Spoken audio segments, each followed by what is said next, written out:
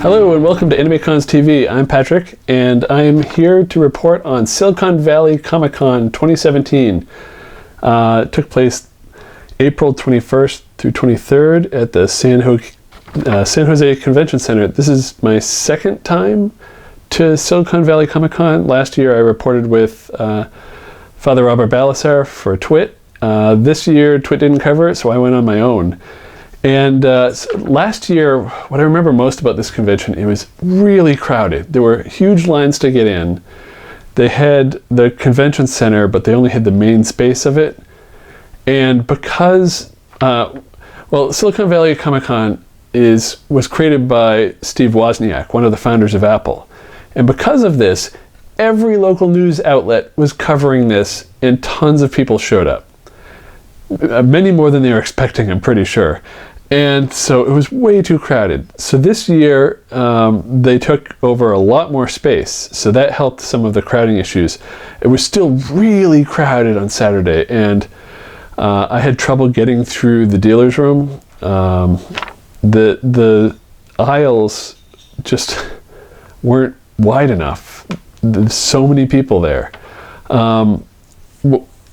Last year there were a lot of tech vendors. They had PancakeBot, they had Rancho Obi-Wan was there showing off. They had a ton of space dedicated to the Star Wars fan groups, the Rebel Legion, the 501st, R2 builders, the Mandalorian mercs. This year the Star Wars fan groups were still there, and there was a Quidditch group and a couple others, but they had a lot less space. They seem to put in more artist alley space and more dealers to fill up more space. And so that didn't really help the overcrowding, because like the dealer's room, as I mentioned, it was hard to walk through because there's so many people, but the artist alley was also difficult to walk through, at least one of them. I'll get to that in a second. Because there was narrow aisles, but then the space they had behind the booth, I know artists like a lot of space behind their booth, but there was literally more space behind the artist booth than there was in front of it. They really need to put those booths closer together, cut down the space behind, because it was a ridiculous amount of space behind the artist's booth, and give more space in front of the booth to get more people in there. That was for the artist alley in the main event hall, because they actually had 3 artist alleys. They split them up for some reason. There was another one over on the other end of their main hall in like a separate little room.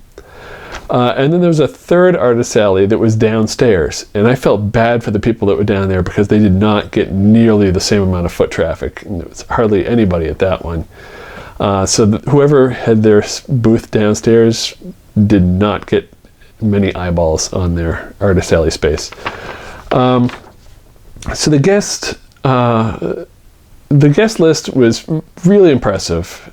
They had William Shatner, Brent Spiner, Marina Sirtis, Jonathan Frakes, Kate Smith-Fadden, Nichelle Nichols, all from Star Trek. They had the original Batman and Robin, Adam West and Burt Ward. They had Mythbusters, Adam Savage, Tori Belleci, and Kari Byron. They had Big Bird himself, Carol Spinney, who also plays Oscar the Grouch. They had author Andy Weir. They had the bad astronomer Phil Plait, who's actually a good astronomer. And a lot more guests, comic guests, entertainment guests, tons of guests. And so that's another reason it drew in a lot of people. And so with all these guests, they naturally offer a VIP badge. The VIP badges, they would give you access to a special line, so you didn't have to wait with all the riff-raff of everybody else. And you also get early access to the exhibit hall, and they give you like a poster and something. Except I was seeing a lot of VIP badges, so I had to wonder at some of these big events, how long did the VIPs who paid extra have to wait in line? And I'm not sure how much they capped that. The convention also, they had a lot of panel rooms, but they were very spread out. And so when you found a panel room, I saw a number of panel rooms that didn't have signs, so you couldn't actually tell it was a panel room, or you couldn't tell what was going on in that panel room. The signage really needs to be improved. They had big signs in the main lobby of cosplay is not consent, and that's great. But tell me what the room is that I'm looking at, and tell me what's going on in there, because if I don't have a schedule handy, well, it makes it difficult. Because they had more space, they were able to spread things out a bit. Their main events and their costume contest was held across the street in the City National Civic, which is a big theater sort of building.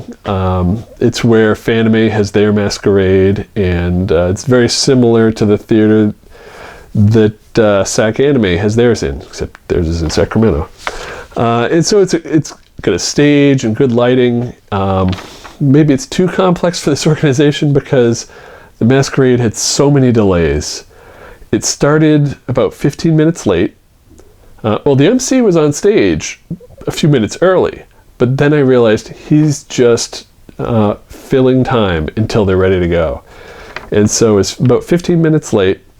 And then during the show, he kept having to stop and go backstage to check with someone because either the skit he called up was not there, or at one point he ran out of names, but there were still people lined up, so he had to go figure out what was going on, and so that was not good. I apologize for the technical difficulties. A first-year convention, I'd expect some hiccups. This is their second year doing it, so they should have improved. Now, granted, it's in a new facility, but this is Silicon Valley Comic-Con. They are people who run events before. They should know how to do this. If not, they should find people that know how to run an actual masquerade or costume contest and get them to do this. It was honestly an amateur operation. And for a con that has this guest list, the masquerade or the costume contest is frankly an embarrassment. But don't get me wrong, there were a lot of good costumes there, some really impressive stuff. Some of the costumes I had seen at other conventions, and so I don't know if people just decided, oh yeah, I'll just wear whatever to this. But there were some that I hadn't seen before, and so it was great to watch. Some really creative things. And we do have the video of the entire costume contest posted on AnimeCons.tv. If you look in our extras, go down and you'll find the Silicon Valley Comic-Con costume contest. It's also on our YouTube channel. And so check that out. I did edit out the delays. All in all, the delays were only maybe 10 minutes, but interspersed throughout the show, it just ruined the pace. You're watching like, okay, time for the next skit. Pause. And a minute later he comes back and so it just really hurt the pacing of that. So hopefully they can fix that for next year. They also had an outdoor festival, and this was free to everybody. You didn't have to register for the convention, and it seemed to mostly be to let some of their sponsors show off some of their stuff. There was a PlayStation truck there. Lagunitas was there as they were a official beer sponsor. I've never seen an official beer sponsor at a comic convention before, but there you have it. And so yeah, they had this outdoor festival, and I walked through the area, and a lot of people there seemed to really not have any idea what was going on. And they're just walking through like, oh, here's the thing. So, yeah, the convention, I mean, they say it's Steve Wozniak's convention. His face is on a bunch of stuff. He's their mascot, sort of, for the convention. But if I had to guess who was most excited about the convention and who actually went there and made sure people were having fun, it would be Adam Savage. From Mythbusters, now from Tested.com. He had a cosplay repair room, and it's where you could go to get parts of your costume fixed. There was also some of the costumes that were on the Cosplay Melee show on Sci-Fi Channel. They were showing off some of those that were set up on the side. Adam had some of his costumes. The Totoro was there. His 2001 spacesuit was there. And also, there were seats set up, and Frank Ippolito and Bill Duran were there working on some stuff, showing off some techniques of how to create their costumes and their props. And so I thought it was very creative use of space. And Adam was there on Saturday, and then he came back on Sunday and did his Adam Incognito, where he went out on the floor. And so he has video of that on his Tested channel. And so yeah, I think just watching what I saw online, it seems like Adam was more excited about this convention than Steve Wozniak. And I didn't see Steve at all. And he had a booth where I guess he would sell autographs, but that's really all I saw of him represented at this convention. And so another thing I noticed compared to last year had a lot of tech vendors, which was great for us covering it on Twit because it's This Week in Tech. We show tech stuff. And so there was PancakeBot and a lot of other stuff, some creative people we talked to. A lot of the ones we talked to last year, Rancho Obi-Wan, the book vendor, the movie producer, they weren't there this year. And in their place, they filled those booths with more toy vendors. And it seems to be going more towards just your generic comic convention. You know, headed in the direction of a Wizard World or a New York Comic Con, and you know, one of those cookie cutter ones. And it's too bad because, you know, showcasing both tech and pop culture, it was very unique to this convention, and this seems to be headed in the wrong direction. I want to see it head back to embrace maker stuff and show more tech stuff, but it's headed towards, oh yeah, more comics, more guests from that world. So I was disappointed that they brought in more toy vendors and had fewer tech vendors. So yeah, let's see, what else did I have on my list here? Their badges, I forgot to mention this, their badges, they use RFID.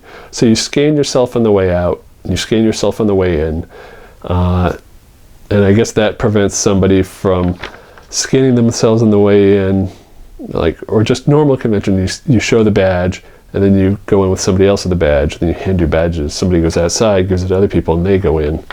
It seems unnecessary, the whole scan thing. And last year it didn't work right, at least this year it worked. But the scan to leave, scan to get in, it's tech, and they're saying it needs more tech, but this is overkill.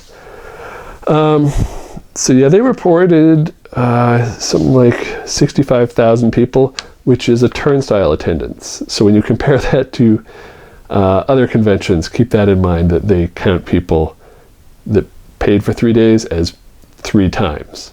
So if they had 65,000 people and they all had 3-day badges, that's divided by 3, you know, just over 20,000. So when you compare apples to oranges, make sure you understand the attendance counts. So let's see, they did announce that they're going to be back April 6th through 8th, 2018. And the 3-day badge will run you, including taxes and fees, $83.25 for the weekend. That's outrageous. Yes, they have a lot of guests. You have to pay for autographs for the guests separate, because the guests aren't free autographs. So that's a lot of money. And if you agree that it's a lot of money, please check out fancons.com or animecons.com. Find other conventions near you, because they don't all charge that much. That's a high price. And I have seen more. I've seen plenty of comic conventions charge $100 a weekend. I think that's insane. So yeah, look for smaller conventions. Definitely something smaller, because this was way overcrowded. Although I did see an Adam Savage's Cosplay Incognito video when he went out on Sunday. That aisles that I saw that were full were very sparse. So my guess is that everybody goes on Saturday. So I don't know, if you want to check out this convention, maybe go Sunday when there's not as many people there. Also, this convention runs until like 7 p.m., then it shuts down. So it's not like an anime convention that will run late into the night and then start early the next morning. It's a whole weekend thing. This is more, come in for the day, go home. Come in the next day, maybe, go home.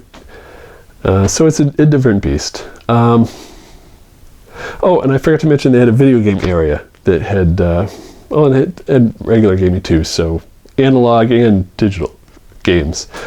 They had a big stage set up where people were playing Rock Band, so the music was a nice background to that area, and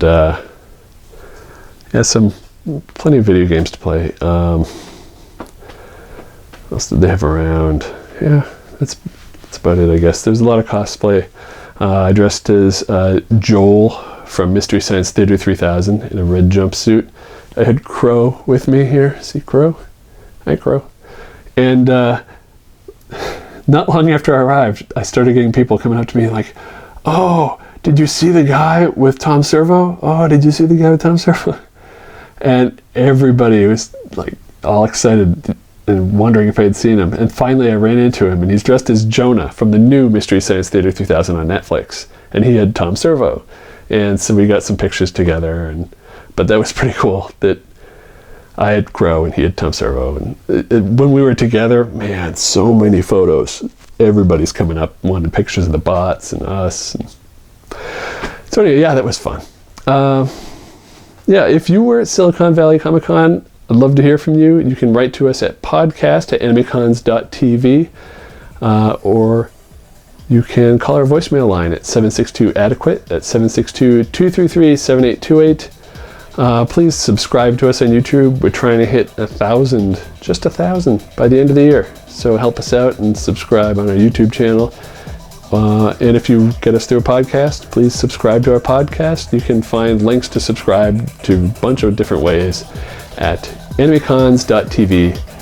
And love to hear from you. And we'll see you next week.